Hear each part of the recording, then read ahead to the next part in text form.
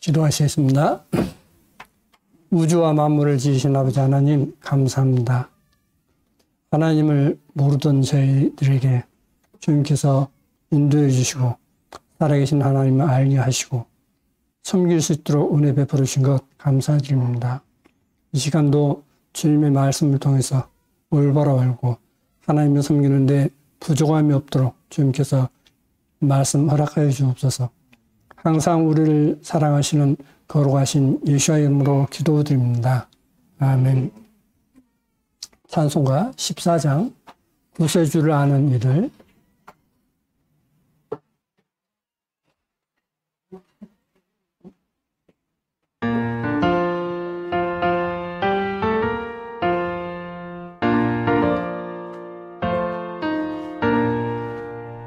구세주를 아는 이들 동하고 살고 만과 뜻과 인다하여 경배 드리세 주를 알지 못한 이들 주같이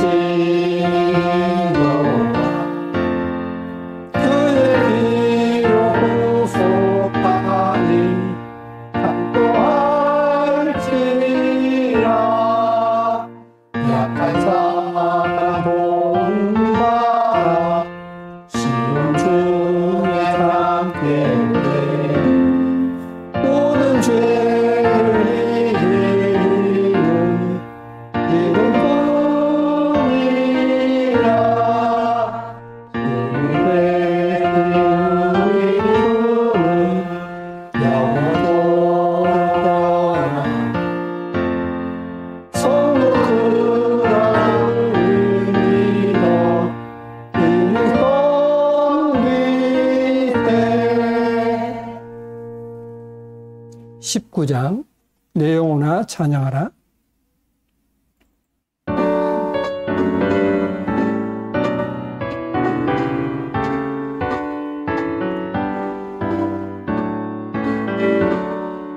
내 영혼아 찬양하라. 주님 앞에 엎드려 구속하신 넓은 은혜 높이 찬양하여라. 내 영혼아 찬양하라. 영원하신 하나님 환난 중에 성도들을 구원하여 주셨네. 보아시는 어디하오 인자하심 넘치니 내 영혼아 찬양하라. 은혜로우신 하나님 우리 약하시는 주 항상 지켜주시고 인자하신 그 손으로 보호하여 주시니 내 영혼아 찬양하라. 자비하신 하나님 성자들아 우리 함께 주께 찬양 드리세. 하늘과 모든 만물 주께 경배하나니 내 영혼아 찬양하라. 영광의 주 하나님. 아멘.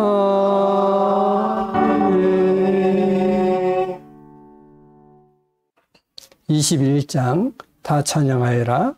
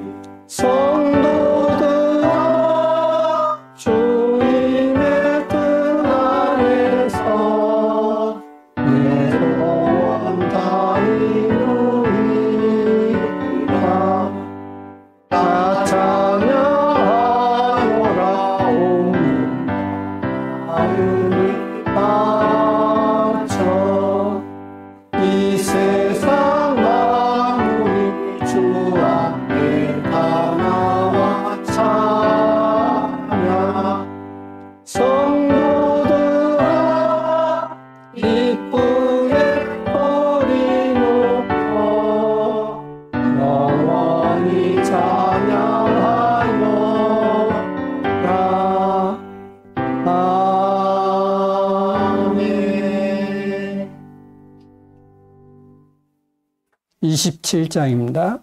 빛나고 높은 보좌와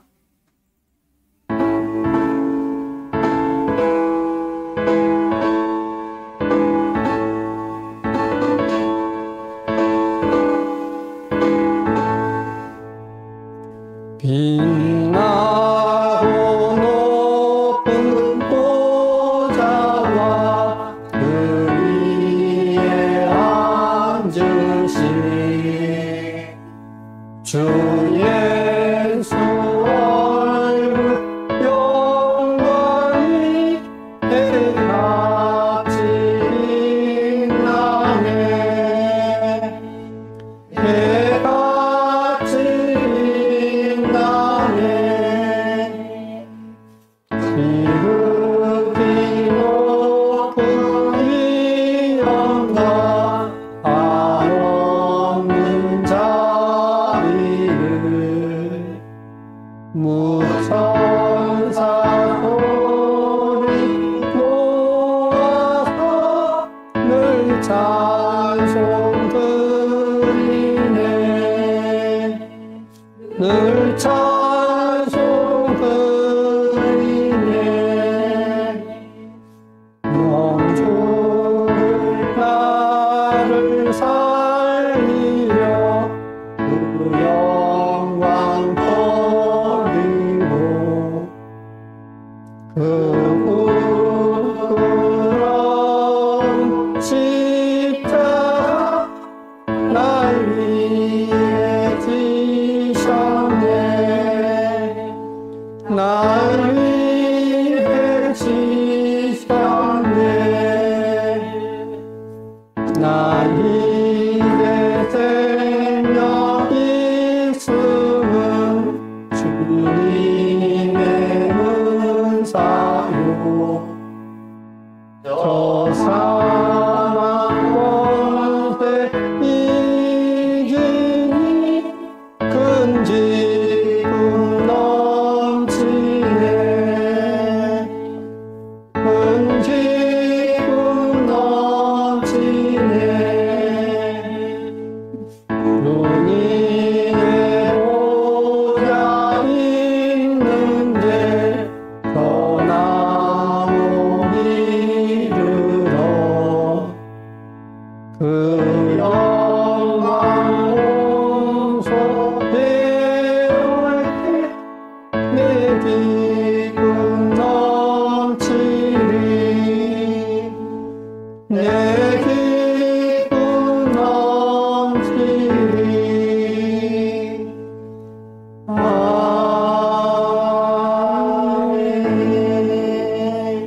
앉으시겠습니다. 시편 133편입니다. 시편 133편 같이 낭송하시겠습니다. 형제가 연합하여 동거함이 어찌 그리 선하고 아름다운 그 위에 있는 중심이 이름이 다른 수렴에 흘러서 그 끝까지 내림 같고 헐몬에 있으니 시온의 산들의 내림 같도다. 거기서 얇게서 복을 명하시나니 곧 영생이로다.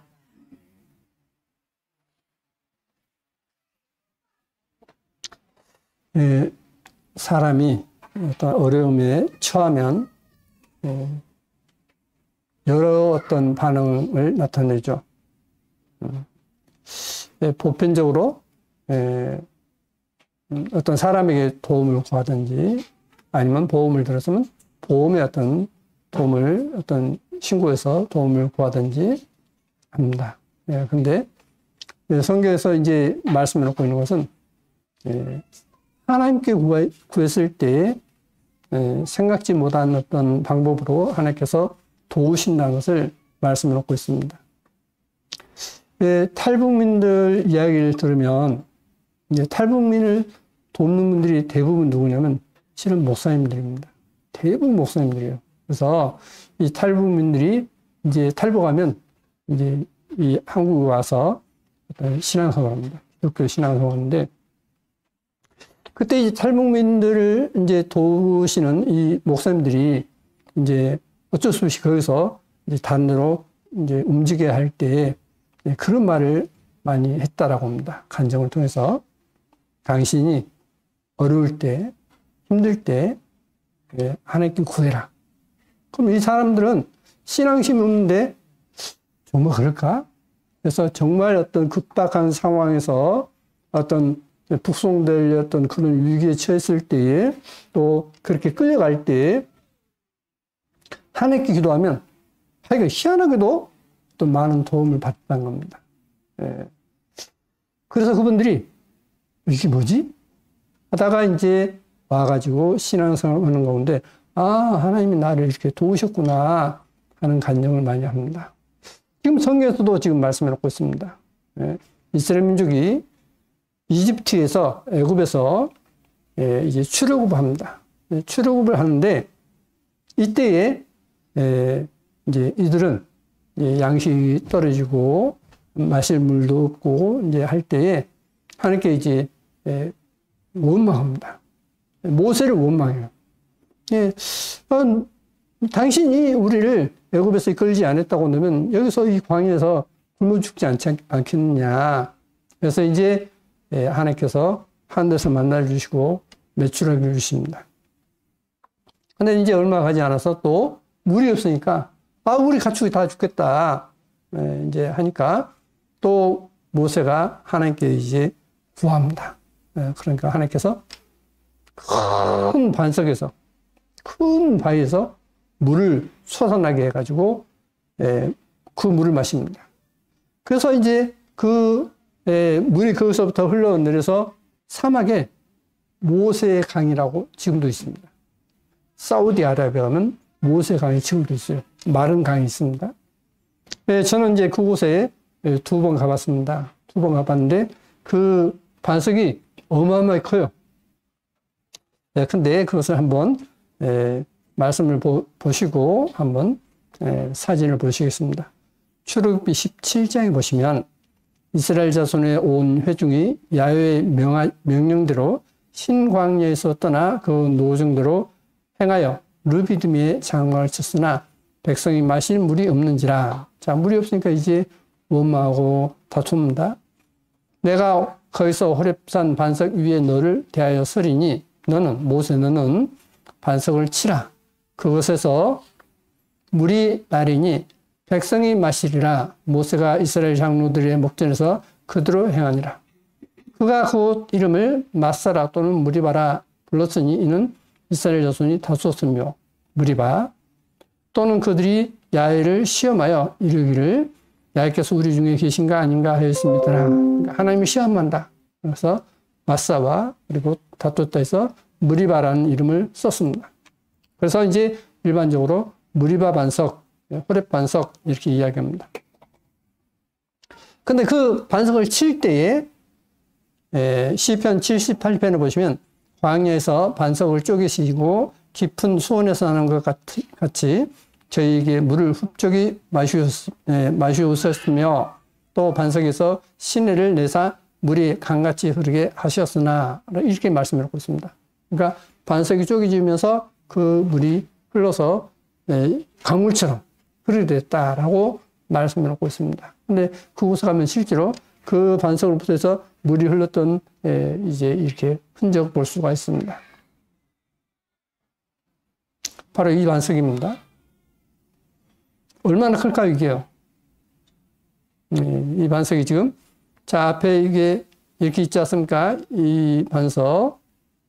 이 전체가 이렇게 큰데 이게 딱 쪼개졌습니다. 이 사이에 들어가면 물이 났던 흔적이 있습니다. 구멍이 있어요, 실제로. 근데 이제 저 갔을 때는 그걸 갖다가 이제 묻어버렸습니다. 왜냐면 아랍인들은 이제 기독교를 갖다가 반대하기 때문에, 유대교를 반대하기 때문에 그걸 흔적을 없애버리고, 여기 이제 보십시오. 뭐 사람 있죠. 이게 유대인들이 이제 그걸 갖다가 이렇게 조각을 해서 모세가 반석을 칠 때의 모습입니다. 이게 지금 사람의 크기예요, 이게. 그러면 이 사람의 크기인데 이 반석이 이렇게 크면 얼마나 클까요? 조그만하죠, 지금. 사람은 조그만합니다. 지금 이렇게 있는데 이것도 지금 크게 지금 그려놓은 것입니다. 이게 반석이에요. 딱 가운데가 쭉 있습니다. 이 앞에 있는 이것을 보시고 비교하면 되겠습니다. 모여서 이제 이렇게 찍은 사진인데 이렇게 되어 있습니다. 지금 올라가기 위해서 이렇게 가고 있습니다. 여기 앞에 바위가 있었지 않습니까? 이게 사람이에요. 그러니까 반석이 얼마나 큰지 아시겠죠? 어마어마하게 큰 반석이 쪼개지면서 물이 나왔다 라고 성경에서 말씀해 놓고 있습니다. 근데 이 반석이 지금도 있어요. 가면 어마어마하게 크죠. 그래서 이제 또 하나님의 은혜로 어떤 그곳을 이렇게 둘러보면서 하나님께서 십계명을 내렸던 시내산에 직접 올라가 봤습니다. 올라가 봤는데 완전히 새까맣게 타버렸어요. 그 산 정상 부분이. 그러면 얼마나 넘냐? 여기 이제 옆에 호수공원 있지 않습니까? 이건 아무것도 아니에요. 이보다 훨씬 더 넓은, 한 몇 배나 될까요? 거의 몇십 배 될 겁니다. 넓은 그 산 정상 부분이 전부 다 조금 탔어요. 탔는데 그 탔던 첫 정상에 올라갔습니다. 가장 낮은 정상에 올라갔어요. 근데 더 올라갈 수가 없는 것은 벌써 시간이 오후 3시가 됐던 거예요. 또 내려가려면 또 시간이 많이 걸리기 때문에 더 갈 수가 없었습니다. 근데 내려가는데 실제로 이제 해가 져버렸습니다. 그 산은 그냥 바위산이에요. 그래서 어떤 조금만 잘못 흩어지면 낭떠러지로 떨어져 죽어버립니다. 그래서 이제 그걸 갖다가 한 30분만 내려올 걸 갖다가 이제 밤이 되다 보니까 길을 모르지 않습니까? 그러니까 길이 아는 분이 프레시를 비추면서 이제 가는데 1시간 반이 걸렸어요. 내려가는 시간. 그 밤이 돼서부터. 만약에 이제 위에서 그랬다면 내려도 못 옵니다. 너무나 위험해서. 그래서 이제 그 첫 봉우리를 이제 갔었는데, 이제 가고자 하는 분들이 많이 계십니다. 가고자 하시는 분들이 많이 계시는데, 비용을 둘째치고 건강해야만, 산을 잘 타야만 갈 수가 있습니다. 자, 오늘은 예배가 무엇인가 하는 것입니다. 우리가 이제 예배, 이 시간도 예배 시간이죠. 그러지 않습니까? 근데 하나님께서 기뻐하시는 예배가 무엇인가? 이 예배는 이제 정말 잘 드려진 최고의 예배가 어디냐면 천국에서 드려지는 예배입니다. 그러면 천국에서, 하늘나라에서 어떻게 예배를 드리는가? 실제 천국에 가면 설교를 할까요, 안 할까요? 사람이? 네? 어떻게 했어요? 천국 가면 설교를 할까요, 안 할까요? 예배 시간이 있을까요, 없을까요? 천국에 20년이 넘게 28년 동안 천국을 다녀왔던 수십 번, 수백 번 다녀왔던 분이 이야기하는데 그 천국에 건물도 있고 예배하는데 항상 예배는 주님 쪽을 향해서 예배를 한다는 겁니다. 그 앞에 설교자가 있고 설교자는 주님의 말씀을 전하면 그 예배자들은 그 시선이 전부 다 앞쪽에 주님 쪽을 향해서 보게 되어 있다는 겁니다. 어디에 있든지 간에. 그런데 그 예배가 하나님께서 기뻐하시는 어떤 예배가 무엇이냐 하는 겁니다. 잠깐 말씀드리면 이 천국을 이제 방문하신 분이 이제 천국도 이제 여러 곳이 있으니까 그러니까 여러 마을이 있는 거죠. 그 사람의 신앙에 따라서 그 성향에 따라서 어떤 공동체가 있는 겁니다. 근데 그 공동체 가면 이제 그 성도들이 맞이한다는 겁니다. 맞이하는데 어떻게 맞이하냐면 손님 오셨네? 이게 아니에요. 아주 친한 친구를 오랜만에 만난 것처럼 반갑게 맞이하는 겁니다. 어디를 가든지. 그게 천국이에요. 우리는 어디 가면 어떤 부담이 될까 봐서 어떨까 봐서 못 드지 않습니까? 근데 천국은 그게 아니란 겁니다.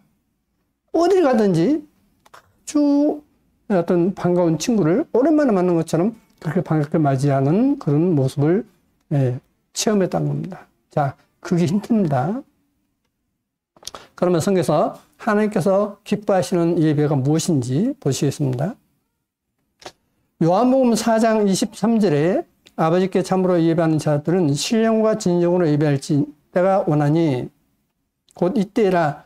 아버지께서는 이렇게 자기에게 예배하는 자들을 찾으시느니라. 여기서 신령은 스피릿에서 영과, 진정은 진리입니다. 영과 진리로 예배할 것이다. 영과, 영혼, 몸 하지 않습니까? 그 영과. 그러니까 예를 들면 여기에 이제 와 있어도 내가 오후에 뭘 해야 되고 그건 잘못됐어요. 그러니까 이 시간에 왔으면 주님만 향한 어떤 전적인 주님만 향하는 어떤 그런 마음이 안 난 겁니다. 우리가 어떤 우리 인간으로 표현하면 빨리 생각하지 말고, 튀죠. 진리로. 그러니까 진리 가운데서, 하나님의 말씀 진리 가운데서 예배할 때가 올 것이다. 곧 이때라. 아버지께서는 이렇게 자기에게 예배하는 자들을 찾으신다라고 말씀해 놓고 있습니다.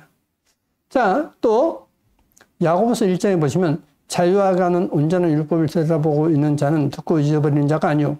율법을 또 진리라고 말씀해 놓고 있죠. 시편에서 율법을 진리라고 말씀해 놓고 있는데 119편에 율법을 진리라고 말씀해 놓고 있는데 율법을 들여다보고 있는 자는 듣고 잊어버리는 자가 아니요. 실행하는 자니 이 사람이 그 행하는 일에 복을 받으리라. 그러니까 그 율법을 듣고 행하는 사람은 복이 있다. 이렇게 말씀을 하고 있습니다. 그러면 율법은 우리 인간의 생각을 완전히 깨버립니다. 우리 인간의 생각과는 다르게 합니다. 율법에 있어서 주님께서 마태복음 5장, 6장, 7장에 산상수훈에 말씀해 놓고 있지 않습니까? 원수를 어떻게 하라고요? 원수를 사랑하라는 거예요. 그럼 우리 인간은 어떻습니까? 어떻게 원수를 사랑하냐는 거예요. 그렇지 않습니까? 그래서 미국에 있는 어느 목사님에게 주님께서 이렇게 말씀하셨다는 겁니다. 한국의 목사들을 내가 용서치 않을 것이란 거예요. 왜 그렇습니까? 한국의 목사님들이 김정일이 죽기를 원하는 그런 기도를 한다는 거예요. 그래서 내가 그들을 용서치 않을 것이다. 왜? 하나님은 김정일도 사랑하시기 때문에. 원수를 사랑하기 때문에. 그래서 이제 이 목사님이 이제 결국은 그러면 제가 가겠습니다. 하니까 너 가지 마. 그래서 안 갔단 거예요. 근데 그분이 이제 몇 년 전에 돌아가셨어요. 돌아가셨는데 돌아가실 때 그 아들의 영의 눈이 열려서 보는데 주님이 계시는데 주님 앞에 딱 가는데 수많은 사람들이 그걸 맞이하다는 겁니다. 그러니까 이 사람들이 누굽니까? 라고 자기 아버지가 이야기하니까 너가 말씀 전해서 주님을 영접한 사람들이다. 그러니까 전 세계를 다니면서 엄청나게 많은 사람을 전도를 했는데 그 사람들이 탁 나와서 이 사람이 죽을 때에 맞이하는 겁니다. 성경에 나오지 않습니까? 성경에? 불의 짐을 친구를 사귀라. 그러면 없을 때 제가 너를 영원한 스스로 영접하리라 했지 않습니까? 그 말씀이에요, 지금. 그걸 실제로 봤다는 겁니다. 그래서 어떤 장례식을 직접 찍은 동영상이 나와요. 그 시절이 있었다라고 이야기를 하는 겁니다. 자, 그래서 율법을 들여다보고 있는 자는 잊어버린 자가 아니라 실행한 자다. 그럼 그 율법을 어떻게 실행하느냐? 누구든지 스스로 경건하다 생각하며 자기 혀를 재갈 먹이지 아니하고 자기 마음을 속이면 이 사람의 경건은 헛것이라. 경건은 뭡니까? 말과 행동을 조심하는 것을 경건이라 하지 않습니까? 그러면 이 경건은 언제 취해야 할 태도냐면 이 예배 시간에 취해야 할 태도예요. 그래서 경건인데 하나님 아버지 앞에서 정결하고 더러움이 없는 경건은 곧 고아와 과부를 그 환난 중에 돌아보고 또 자기를 지켜 세속에 물들지 아니하는 이것이니라 했습니다. 경건을 뭐라고 정의를 내놓고 있냐면 곧 고아와 가부를 그 환난 중에 돌아보고 이렇게 말씀드리고 있습니다. 그럼 여기서 경건이 뭐냐 하는 겁니다. 자, 정결하고 더러움이 없는 경건은 있습니다. 드레스케리아 이렇게 되어 있는데, 근데 이게 경건이 뭐냐면 놀랍게도 예배예요. 예배라고 되어 있습니다. 예배라고 되어 있어요, 이게요. 그래서 하나님 앞에 진정한 예배는 뭐냐? 고아와 가부를 그 환난 중에 돌아보는 것이다 라고 말씀하고 있습니다. 그러니까 어려운 사람을 돌아본 것이다. 그러면 우리가 이 예배 시간에 하나님을 찬양하고 말씀을 듣고 배우고 하는데 그 예배의 목적은 뭐냐? 내가 하나님께 예배하는데 하나님이 기뻐하시는 예배는 뭐냐? 너가 여기서 예배하고 나가서 끝나버리는 게 아니라 이사야 1장에서 지적하시듯이 고아와 가부를 그 환난 중에 돌아보는 것입니다. 그게 하나님이 기뻐하시는 예배란 거예요. 근데 그것이 없는 이사야 1장이 뭘 지적하고 있냐면 너가 예배한다고 하는데 그 예배를 고아와 가부를 돌아보자는 그것이 지금 잘못됐어라고 하는 지적이 이사야 1장이에요. 그 이사야 1장입니다. 자, 그래서 그럼 그 예배란 차원에서 한번 보시겠습니다. 누가복음 10장에 보시면 어떤 율법사가 일어나 예수와를 시험하여 가로되 선생님 내가 무엇을 해야 영생을 얻으리까? 자, 영생 얻는 것? 내가 어떻게 영생 얻느냐? 그런 겁니다. 예수와께서 이르시되 율법에 무엇이라 기록되었으면 내가 어떻게 읽느냐? 대답하여 가로되 내 마음을 다하며 목숨을 다하며 힘을 다하며 뜻을 다하여 주 너의 하나님을 사랑하고 또한 내 이웃을 내 몸과 같이 사랑하라 하였나이다. 예수께서 이르시되 내 대답이 옳도다. 이를 행하라. 그러면 살리라 하시니 이 사람이 자기를 옳게 보이려고 예수께 여쭤오되 그러면 내 이웃이 누구오니까? 예수께서 대답하여 가라사대 때 어떤 사람이 예루살렘에서 여리고로 내려가다가 강도를 만나매 강도들이 그 옷을 벗기고 때려 가반 죽은 것을 버리고 갔더라. 한 제사장이 그 길로 내려가다가 그를 보고 피하여 지나가고. 제사장이 무엇을 할 일이죠? 제사장이 이 일을 해야 돼요. 성경에서는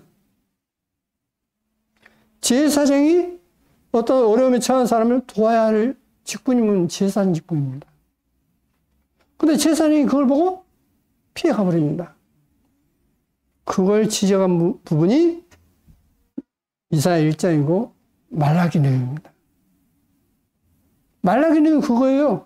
말라기 1장, 2장 내용은 그 내용입니다. 근데 오늘날 기독교는 뭐냐면 이걸 잃어버렸어요. 어떤 10년은 어느 목사님이 제가 이제 순천에 이제 그 기독교 방송 있지 않습니까? 이제 틀어놓고 이제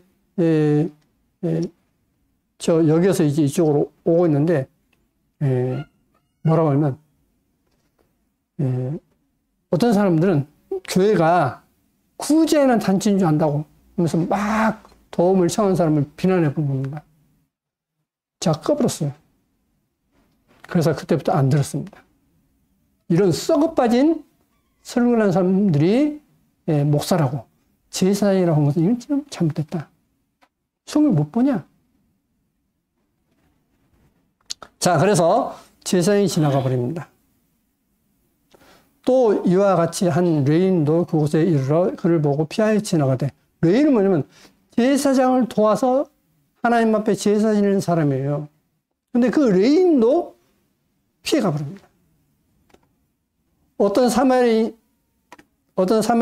여행 중 거기 이르러 그를 보고 불쌍히 여겨 가까이 가서 기름과 포도주를 그 상처에 붓고 싸매고 자기 짐승에 태워 주막으로 데리고 가서 돌봐주고, 이튿날에 데나리온 둘을 내어 주막 주인에게 주며 가로되 이 사람을 돌봐주라. 부비가 더 들면 내가 돌아올 때에 갚으리라 하였으니 내 의견은 이 세 사람 중에 누가 강도 많은 자의 이웃이 되겠느냐? 가로되 자비를 베푼 자니이다. 예수께서 이르시되 가서 너도 이와 같이 하라 하시니라. 그러니까 강도를 만났는데 강도를 만났으면 이제 죽게 되지 않습니까? 다 빼앗겨버리고 옷도 빼앗겨버리고 뭐 우리가 지금 현재 옷을 빼앗긴다고 하면 참 이상한 일이지 않습니까? 뭐 그거 갖고 뭐 그러냐? 근데 옛날에는 어떠죠? 옷이 귀했어요. 그러지 않습니까? 예. 그래서 이제 옷이 귀하기 때문에 레위 사람에게 우리 옷도 주고 이제 먹을 것도 주고 해서 우리 이제 이 제사장 직분을 행하는 그런 일을 해달라고 부탁한 내용이 나오지 않습니까? 옷이 그만큼 중요했던 겁니다. 그래서 노획물 중에 하나가 옷이었어요, 그 당시에. 그래서 옷을 빼앗아가고 죽게 됐습니다. 죽게 됐는데 그 사람을 살린 사람은 누구죠? 사마리아인. 사마리아인이 지금도 그 공동체가 지금도 있어요, 이스라엘 가면.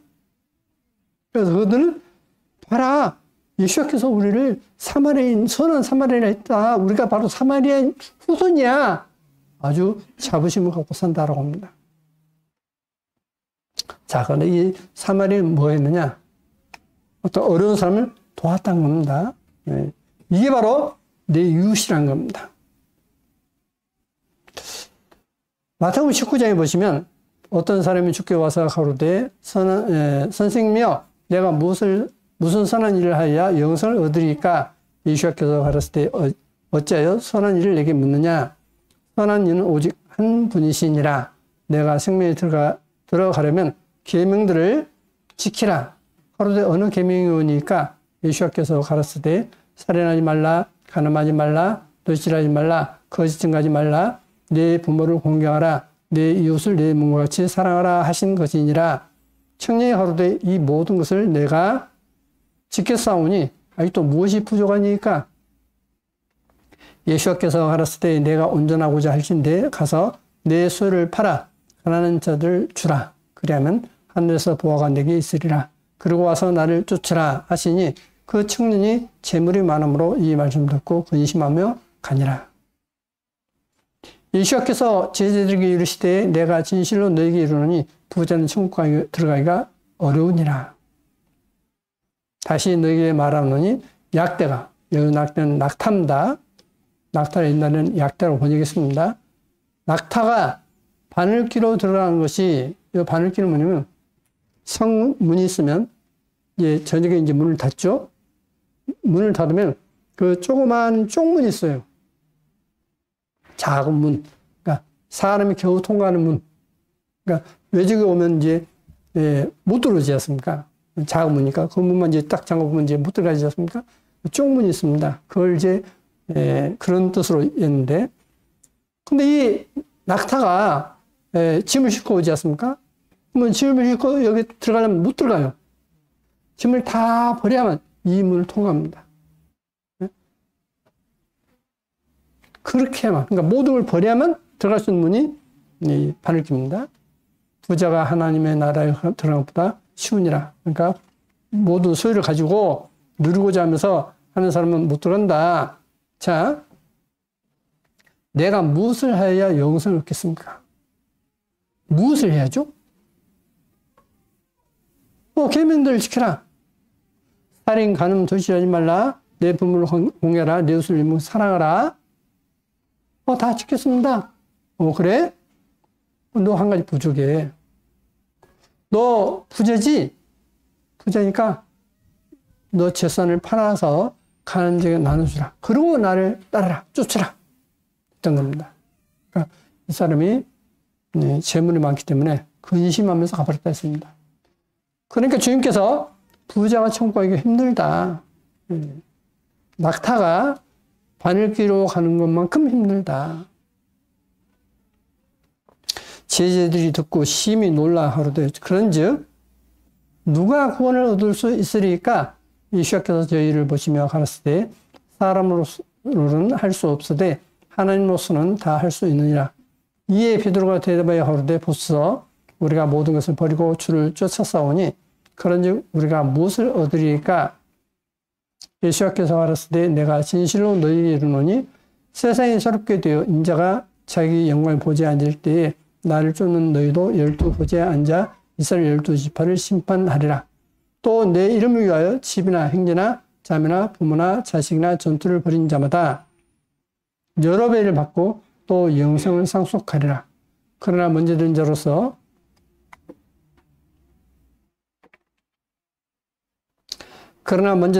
나중되고 나중된 자로서 먼저 될 자가 많으니라 했습니다. 자, 버리라. 그럼 어떻겠느냐? 여러 배를 받을 것이다. 더 많이 받을 것이다. 그리고 영생도 상속할 것이다. 그래서 기독교 역사를 보면 실제로 그랬던 분들이 계십니다. 아주 부자였는데, 피터 왈도라는 사람이 있는데, 이 사람이 아주 부자였어요. 근데 이분이 이제 말씀 듣고 주님을 영접하게 됐습니다. 부자인데, 말씀 보다가, 그러면 내가 어떻게 하지? 이 말씀에 고민이 되어서 고민하다가 이분이 결론 내렸습니다. 자기 부인에게 먹고 살 만큼만 어떤 재산을 주고 전부 다 팔아가지고 사람 모았습니다. 모아서 성에서 이제 둘씩 보냈다 했지 않습니까? 그래서 둘씩 전도한다 보낸 거예요. 그리고 그분들을 지원했던 겁니다. 그게 왈도파예요. 그래서 그들의 삶은 뭐냐? 부를 쫓아간 게 아니라 가난을 선택했다라고 나옵니다. 그들은 부하려고 하는 게 아니라 나는 가난을 택해서 가난하게 살아야겠다. 그래서 이들은 예배를 공동체를 하는데 그 공동체가 뭐냐면 어려운 사람을 돕는 걸 첫 번째로 삼았다라고 나옵니다. 역사에 보면.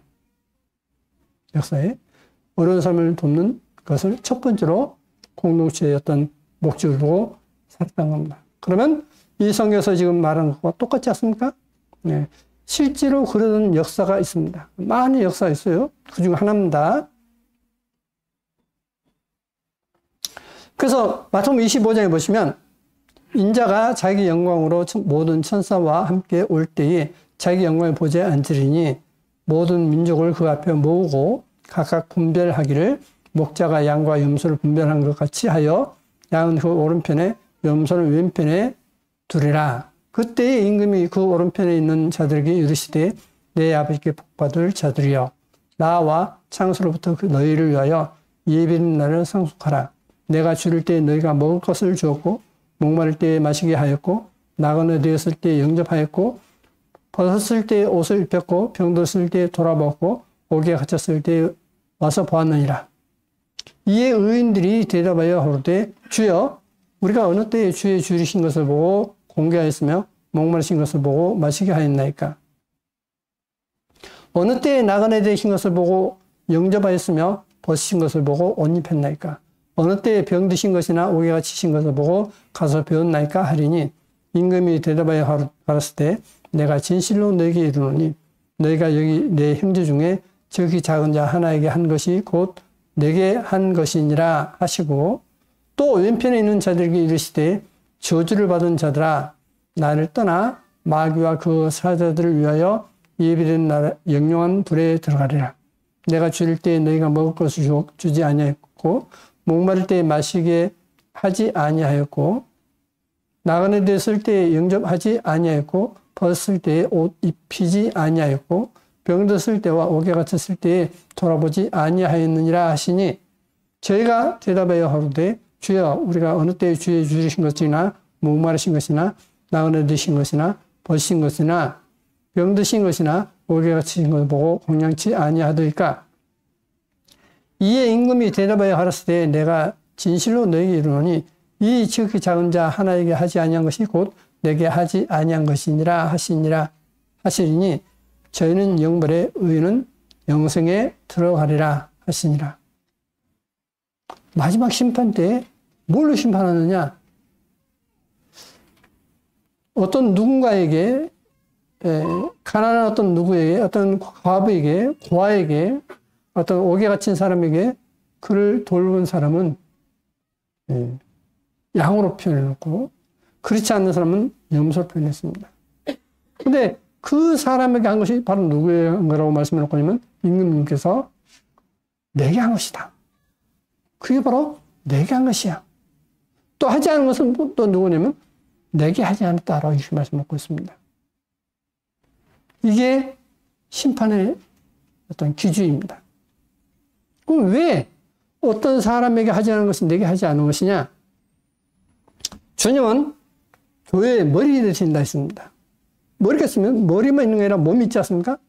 우리는 그 각각 지체라고 있습니다. 그러니까 우리는 나는 어떤 한 손가락이 될 수도 있고, 어떤 한 발가락이 될 수도 있고, 또 어깨가 될 수도 있고, 여러 모습이죠. 한 몸이란 거예요.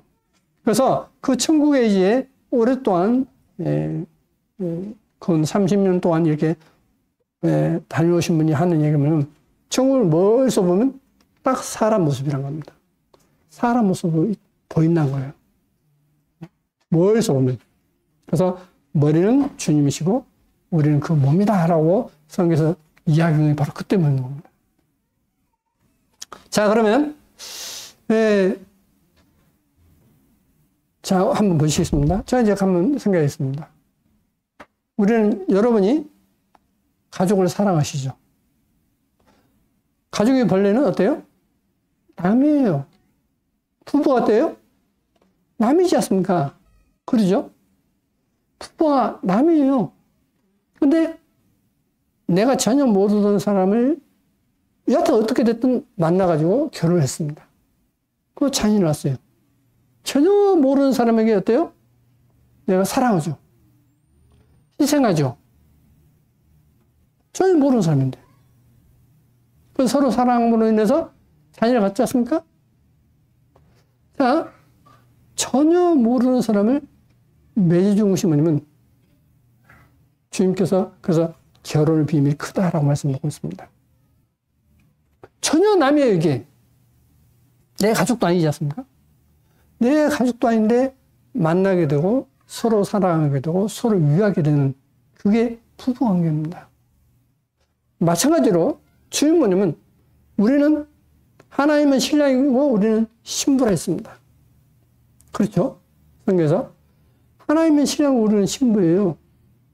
근데 이제 우리가 자녀를 키우는 가운데 자녀들이 있어서 여러 자녀가 있다면, 만약 5 자녀가 있다면 어떻게 살기를 원하죠? 서로 막 싸우고 하기를 원합니까? 아니에요. 서로 유하고 어릴 때 서로 돕고 하는 걸 원하지 않습니까?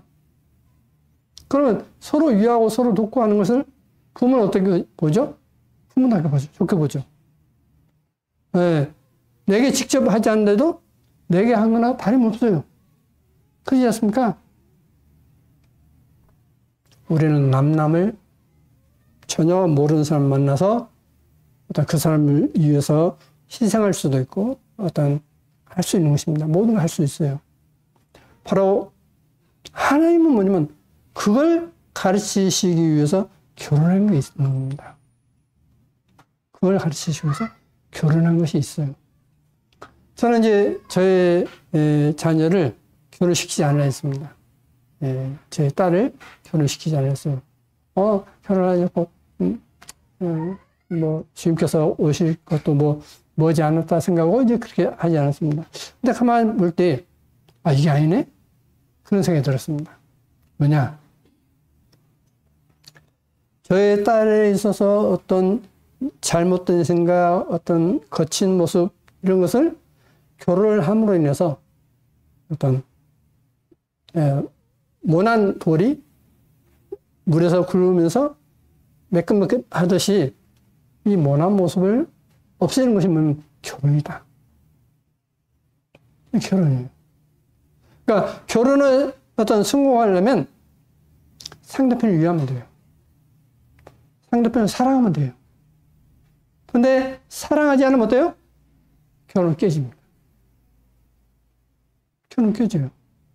근데 사랑하고 이제 처음에는 손해본 것 같지만 이제 나중에 그 결과 나이 들어서는 어떠죠? 부모들 이야기 들으면 뭐라고 하죠? 아, 그때 내가 참 잘했어. 그러니까 지금 이렇게 복된 삶이 됐지. 라고 하는 이야기를 해요.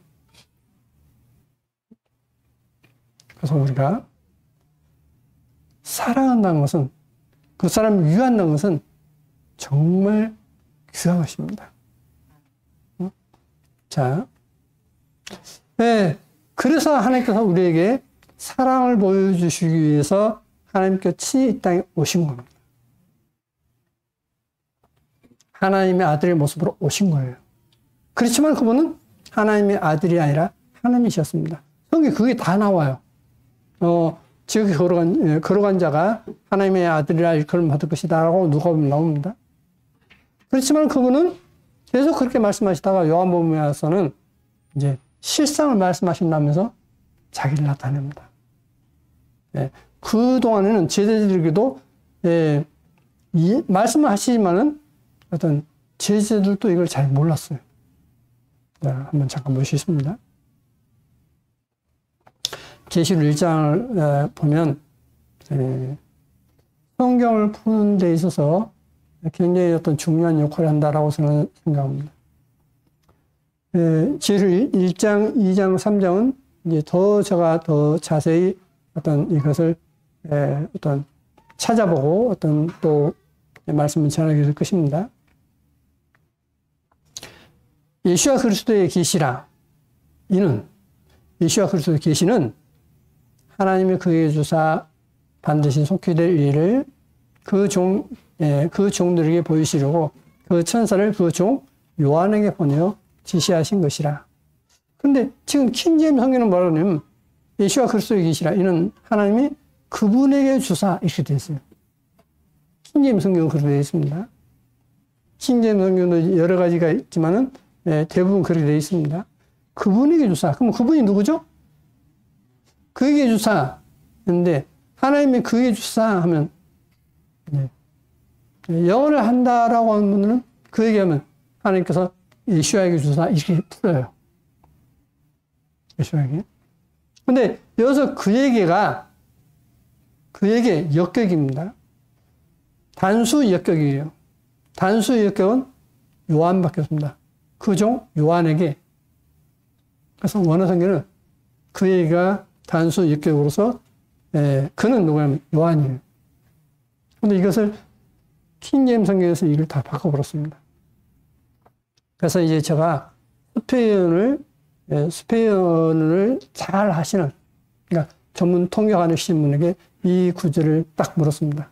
여기서 그가 누구냐, 그 얘기가 했는데 그가 누구시냐라고 여쭤봤습니다. 그러니까 그분이 스페인 성경을 딱 보시더니 이건 문법적으로 100% 사도 요한이라고 합니다. 요한입니다. 자, 그랬죠? 네, 그렇습니다. 원어 성경에 되어 있는데 이것을 한글 성경에는 이것을 한글 킹제임스 성경에서는 이것을 그리스도로 번역을 해버렸습니다. 라고 말씀드렸어요. 자, 두 번째. 요한은 지금 요한에게 보냈는데, 그러니까 하나님께서 그에게는 요한에게 주사 이 뜻입니다. 요한은 하나님의 말씀과 예수와의 증거, 예수와 그리스도의 증거, 곧 자기가 본 것을 다 했는데, 하나님이 그에게 주사했습니다. 그러니까 하나님께서 요한에게 주사했는데, 여기서 그러니까 역격 남성 단수 3인칭입니다. DMS3 있습니다. 그래서 요한이 바로 DMS 3인칭입니다. 그러니까 역격이에요. 역격은 요한밖에 없습니다. 그래서 요한이 되는 것이고, 2절을 보시면 요한은 지금 그 요한은 하나님의 말씀과 예수와 그리스도의 증거가 있습니다. 전에 이제 공부했기 때문에 좀 아시겠죠? 테스트머니가 뭐였죠? 잊어버려야 제가 자꾸 반복해서 제가 말씀드리죠. 뭐 한두 번 듣고 뭐 기억하겠습니까? 그러면 뭐 천재게요? 그렇죠? 여러분 자꾸 잊으셔야 저도 이제 자꾸, 예, 콩나물을 물 주듯이 자꾸 반복해서 들려서 이제 기억에 남게 하겠죠. 테스트머니 있습니다. 테스트머니는 옥스퍼드 영어 대사전입니다. 테스트머니는 네 번째 항에 뭐라고 하냐면 성서적 언어라 했습니다. 성서. 그러니까 성서에서는 어떤 뜻으로 쓰이느냐? 네, 성서적 언어 했는데 여기 보면 두 돌판에 새겨진 10계명이라고 되어 있습니다. 두 돌판에 새겨진 10계명. 그게 테스트머니예요. 우리말은 증거입니다. 두 번째 뜻은 뭐냐면 두 번째는 하나님의 가르침, 교훈 또는 신의 법 이렇게 되어 있습니다. 그러니까 가르치면 토라, 율법이라는 단어가 가르침이라는 뜻이에요. 자, 그러니까 결국은 앞에서도 10계명, 뒤에서도 10계명을 가르친다는 뜻으로서 지금 테스트머니를 쓰고 있다라고 옥스퍼드 영어 대사전에 이렇게 소개하고 있습니다. 자, 그러면 요한은 하나님의 말씀과 예수와 그리스도의 증거, 하나님의 계명, 곧 자기의 본 것을 다 증거하였느니라. 자, 그걸 증거했다 했습니다. 이 예언의 말씀을 읽는 자와 듣는 자들과 그 가운데 기록한 것을 지키는 자들이 복이 있나니 때가 가까움이라. 요한은 아시아에 있는 7교회에 편지하노니 이제도 계시고 전에도 계시고 장차 오실 이와 그 보좌 앞에 7 성령과, 우리말에는 7 영이라 했습니다. 근데 그 보좌 앞에 있는데 이 앞이란 단어가 에노피온이라 했습니다. 저번에 몇 번 설명드렸기 때문에 이제 더 찾지 않습니다. 에노피온은 뭐라 했죠? 눈에. 그래서 그 어떤가 우리가 프론트 하지 않습니까? 호텔에 갔습니다. 호텔 가면 이제 막 문을 열고 들어가면 프론트가 있죠. 프론트라는 뜻이에요. 우리가 눈이 주상 앞에 있죠. 뒤에 있지 않지 않습니까? 근데 이 앞에가 떨어져 있는 앞이냐, 바로 그 붙어 있는 앞이냐, 붙어 있는 앞이라는 뜻이에요. 그게 에노피라는 뜻입니다. 그래서 그 보좌, 우리말에는 그 보좌의 7 성령과 이렇게 되는 겁니다. 우리말로 가장 쉽게 표현하면 그 보좌의 7 성령과 또 충성된 증인으로 죽은 자들 가운데서 먼저 나시고 땅의 임금들을 모르게 되신 예수와 그리스도로 말미암아 은혜와 평강이 너에게 있기를 원하노라. 우리를 사랑하사 그의 피로 우리 죄에서 우리를 해방하시고, 그리스도 피로 우리 죄에서 우리를 해방했다 했습니다. 자, 우리가 죄로 인해서 죽죠. 멸망하지 않습니까? 근데 주님의 피로 우리를 해방시켰다 했습니다. 어디에서? 사망에서. 우리를 용서했다. 그게 하나님의 은혜라는 겁니다. 그 아버지 하나님을 위하여 우리를 나라와 제사장으로 삼으신 그에게 우리를 나라와 제사장으로 삼으셨다 했습니다. 하나님의 나라, 그러니까 결국 하나님 백성이 된다는 뜻이죠. 그리고 제사장으로 삼으셨다 했습니다. 믿는 사람은 제사장이란 거예요. 자, 그러면 앞에서 제사장이 그냥 보고 지나가 버렸죠. 그러니까 믿는 사람은 어른손 보고 지나가는 게 아니란 거예요. 네? 그게 믿는 사람으로서의 도리란 겁니다. 그걸 지금 성경에서는 가르치고 있는 거예요. 제사장으로 삼으신 그에게 영광과 능력이 세세토록 있기를 원하노라. 아멘. 볼지어다 구름 타고 오시리라. 가기는 눈이 그를 보겠고 그를 찌르는 자들도 볼터요 땅에 있는 모든 족속이 그를 인하여 애곡하리니 그러하리라. 아멘. 주 하나님이 가라사대 때 나는 알파오 오메가라. 이제도 있고 전에도 있었고 장차 올 자요 전능한 자라 하시더라. 나 요한은 너희 형제요 예수와의 환난과 나라와 참음에 동참하는 자라. 예수와의 환난 나라 참음에 동참했다. 그러니까 그거 같이 있었다는 이야기예요. 하나님의 말씀과 예수와의 증거를 인하여 반모라는 섬에 있었다니. 그러니까 왜 반모 섬에 귀양 보내졌느냐? 하나님의 말씀과 예수와의 증거 때문이다. 이런 겁니다. 자, 그래서 예수와의 증거 또는 어떤 사본은 예수와 그리스도의 증거 이렇게 되어 있습니다. 근데 이 증거가 뭐냐면 테스트모니예요. 율법, 주님의 가르침. 자, 보십시오. 그러면 지금 사도 요한이 주님께서 환난과 어떤 고난을 받으실 때 그 자리에 있었고 함께 있었고 예수와의 증거를 인해서 내가 이 반모섬에 오게 됐다 했습니다. 예수와의 가르침 때문에. 그러면 예수와의 가르침을 전했습니까 안 전했습니까? 전했죠. 그러니까 전한 것 때문에 온 거예요 지금. 그렇지 않습니까?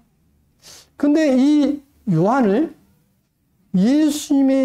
예수와의 제자가 아닌 다른 사람이라고 하는 사람도 있어요. 처음 들어보시죠? 그래서 제가 분명 이 요한이 주님의 제자 요한이라고 하는 증거가 있을 것이다. 그래서 다시 보는 가운데 이걸 찾게 된 겁니다. 자, 그럼 보십시오. 여기 예수와의 환난과 나라와 참음에 동참했다 했습니다. 동참했다는데 신코이네오스 했는데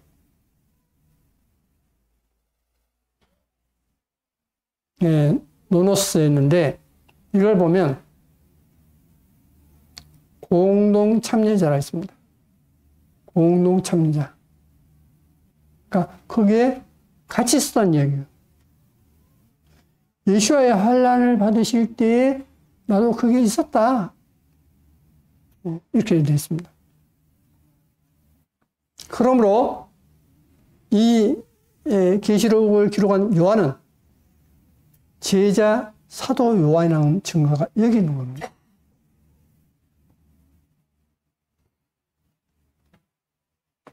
그러면 이 예수와의 증거, 예수와의 율법, 가르침이 뭐였느냐? 예수는 누구시다고요? 만왕의 왕이시랬죠. 그렇지 않습니까? 내가 하나님이야 라고 가르치셨어요. 그러면 내가 하나님이야 라고 가르치셨는데 바로 그 가르침이 뭐예요?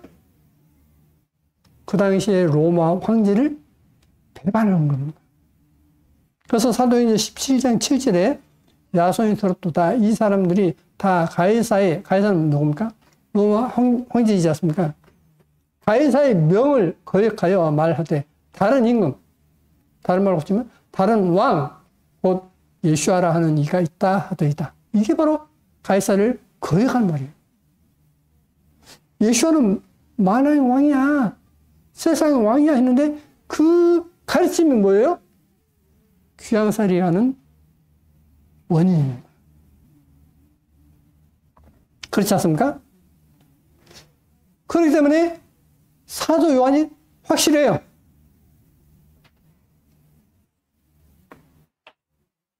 자, 그러면 우리가 믿는 사람이 이제 직장 생활하는데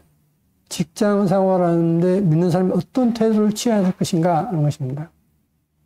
믿는 사람으로서. 자, 우리를 뭐라고요? 하나님께서 나라와 제사장 삼으셨다 했지 않습니까? 그러면 여러분이 가시는 직장에서도 여러분 제사장이 돼야 돼요. 무슨 제사장? 하나님의 말씀을 전하는 사람. 근데 전하는데 어떻게 전해요? 성경에서는 불의 제물을 친구로 사기라 했지 않습니까? 그러니까 여러분이 어떤 그 사람들 사귀고, 뭐, 작게는 뭐, 커피 한 잔 사준다든지, 어떤 그 사람이 어려움이 있을 때 어떤 돕는다든지 해서 사귐이 있는 겁니다. 그게 제사장의 역할이에요. 네, 그러면 제사장은 오히려 그 사람들 하나님을 소개하고 어떤 그 사람을 돕는 사람이 돼야 하는데, 반대는 뭐예요? 회사에서 이제 공금 횡령, 손해보고 자기 이득 보는 그런 거 있지 않습니까? 근데 그 사람들이 어때요? 오래 가지를 못합니다. 오래 가지 못하고 다 망해요. 그러면 믿는 사람 어떤 태도를 취해야 되느냐? 창세기 31장에 보시면 이제 야곱이 어떻게 했냐면, 내가 이 20년의 외삼촌과 함께 하였거니와 외삼촌의 암양들이나 암염소들이 낙태하지 아니하고 또 외삼촌의 양떼의 수양을 내가 먹지 아니하였으며 물려 찍힌 것은 내가 외삼촌에게로 가져가지 아니하고 스스로 그것을 보충하였으며. 그럼 어때요? 어떤 손을 보고 있으면 이 야곱이 자기 것으로 그걸 보충했어요. 그러면 제사장 모습인가 아닙니까? 모습이죠. 응? 그런 마음으로 직장생활을 해야 됩니다. 이거 있으니까 내가 하나 가져갈 때 그런 마음을 가지면 안 돼. 이거 가져가시오. 하면 몰라도 내가 어떤 간부인가 이런 것쯤은 뭐 한두 개 가져가도 괜찮아요. 절대 그런 마음을 가지면 안 돼. 공과사는 분명히 해야 돼요. 그리고 회사를 이롭게 하는 사람이 되지 어떤 수원을 끼치면 안 됩니다. 10원째 하나도 건들면 안 돼요. 그게 성경의 가르침입니다. 근데 그러한 사람이 분명 잘 돼요. 지금까지 보면 그런 사람은 분명 잘 됩니다. 낮에 도적을 맞았든지 밤에 도적을 맞았든지 내가 외삼촌에게 물어내었으며, 이게 야곱의 모습이었습니다. 자, 그러면 우리는 내가 부하려고 하면 어때요? 남의 것도 손을 내게 되고 부정을 향하기도 하지 않습니까? 근데 내가 어떤 부하려고 하지 않고 내 있는 것으로 오히려 다른 사람 봉사하고 하면 어떨까요? 손해봅니까? 절대 손해보지 않습니다. 오히려 그 회사 내에서 인정을 받고 더 잘 되지 않습니까? 그거 실제예요. 그러므로 예배는 뭐냐? 예배는 이 안에서만 행하는 것이 예배가 아니에요. 성경에서 가르치는 예배는 밖에 나가서 다른 사람을 돕는 것. 그러니까 무슨 도움이든 돕는 것, 부정한 것을 도우라는 이야기가 아니라 어떤 그 사람이 어려움이 있을 때 작지만 돕는 것, 그게 예배에 속한다는 것입니다. 그게 하나님의 계명이에요. 그래서 여러분이 제사장으로서 주님께서 기뻐하시는 제사장으로 사시기 바랍니다. 그러면 아무것도 없는데 돕자가 되는데 내가 어떻게 돕지? 아무것도 없는 사람은 도움을 받는 것이 저는 예배에 참여한 거라고 봅니다. 아픈 사람이 뭐예요? 할 수 없지 않습니까? 도움을 받을 수밖에 없어요. 먼저는 의사의 도움을 받고 어떤 주변에서 도움을 받을 수밖에 없는 것입니다. 내가 이제 도움을 줄 수 있을 때 돕는 것. 그게 성경에서 말하는 하나님이 기뻐하시는 예배다. 이런 것을 말씀을 통해서 살펴봤습니다.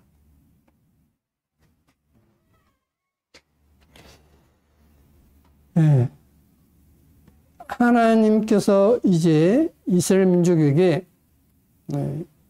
율법을 주시기 전에 이스라엘 민족에는 여러 일이 있었습니다. 몇 가지 일이 있었어요. 그런 가운데 하나님께서 하나님 율법을 선포하셨습니다. 시내산에서 선포하셨어요. 우리에게도 우리 마음에 하나님은 우리 양심에 선포하십니다. 그래서 로마서에 있는 말씀처럼 하나님의 법이 없어도 그 양심이 증거가 된다 했지 않습니까? 우리 양심에, 아, 이건 옳지 않아. 이렇게 해야만 옳아. 다른 사람에게 해를 끼치는 거 옳습니까? 않죠. 그렇지 않습니까? 그래서 기본적으로 우리 양심에 하나님께서는 우리에게 하나님의 법을 심어놨다. 근데 그 말씀을 이제 하나님 말씀 본문에서 더 구체적인 것이다. 그래서 우리가 언제 갈지 모르죠. 그렇지 않습니까? 제가 이렇게 서 있지만 오늘이 마지막일 수도 있는 것입니다. 그렇지 않습니까? 언제 갈지 몰라요. 우리가 가기 전에 우리의 믿음을 점검하고 하나님께서 받아줄 수 있는 그런 어떤 모습으로 바뀌어서 가야 됩니다. 그때 가서 뭘 이제 하겠습니까? 코앞에 가서 뭘 하죠? 할 게 없어요. 지금부터 우리 마음이 바뀌어서 하나님께서 기뻐하시는 거룩한 자로 사는 모두가 되기를 바랍니다. 기도하시겠습니다. 거룩하신 아버지 하나님, 영원히 멸망할 수밖에 없는 죄를 위해서 주님께서 이 땅에 오시어 우리의 죄를 위하여 고난받아 주시고 우리 죄를 용서해 주시고 하나님의 법을 우리 마음에 심겨주신 것을 감사드립니다. 하나님의 첫 번째 법이 사랑이라는 것을 압니다. 주님께서 우리를 사랑하시듯이 우리가 다른 사람을 사랑하고 위하며 살아갈 수 있도록 우리 마음을 지켜 보여주옵소서. 저 원수 마귀의 미혹에 빠지지 않고 승리할 수 있도록 주님께서 인도하여 주옵소서. 우리 죄를 위하여 고난받아 주신 거룩하신 예수의 이름으로 기도드립니다. 아멘. 찬송하시겠습니다.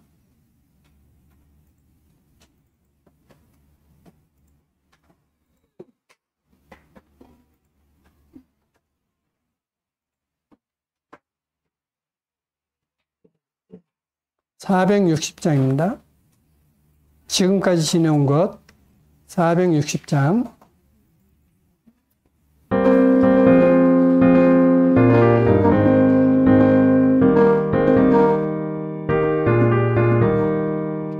지금까지 지내온 것 주의 은혜가 아무 없는 주의 사랑 지금 말하리라. 자배나 주의 손이 항상 살펴주시고 모든 일에 주 안에서 영원히 하시네. 적동함도 연약하나 세금마라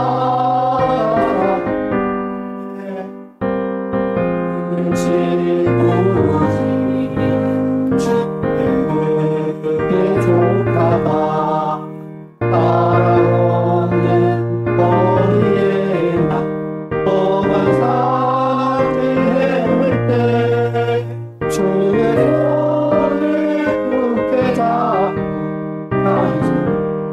영하리라. 다시 배우나니 날로 날로 주께 맡겨 아이고 너희가 달리 그리하시 오른지로라. 아버지의 품 안에서 영원히 살리라. 앉으십시오. 자리에 앉으시기 바랍니다.